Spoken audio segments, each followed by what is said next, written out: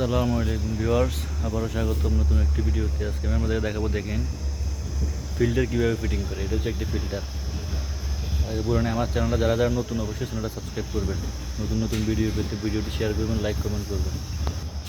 দেখেন মূলত এটা হচ্ছে, এই দেখেন একটা টাঙ্কি। এটা এখান থেকে মেইন লাইন থেকে পানিটা উঠবো, উঠে ফিল্টার হয়ে টাঙ্কিতে যাবে।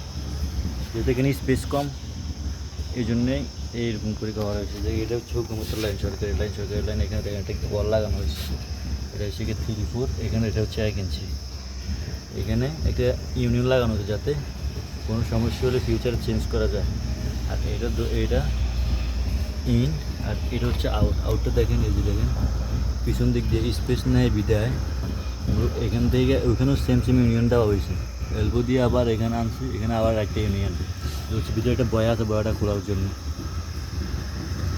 এবার আসুন ফিল্টার। এখানে 3টে ফিল্টার আছে। মাঝখানেটা হচ্ছে কার্বন, দেখুন কার্বন ফিল্টার। আর এইটা দুটো সেম। দেখেন এর নাম কি, সেডিমেন্ট। এটা আর এটা একরকম, এটা একরকম।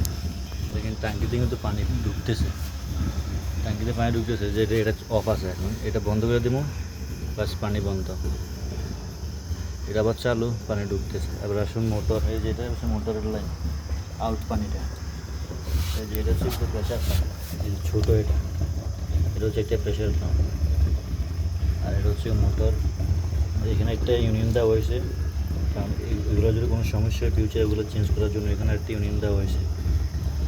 এখান থেকে পানিটা মোটর প্রেশার যেটাই না, যে এখানে নিয়ে যাবো। এখানে এটা চালু করে দিলে বাস পানি ছাদের উপর উঠবে। এখন আমি আপনাদের চালু করে দেখা দিচ্ছি। দেখা গেছে সকেট সুইচ দিতে চালু হবে। এই দেখেন পানি উঠতেছে উপরে,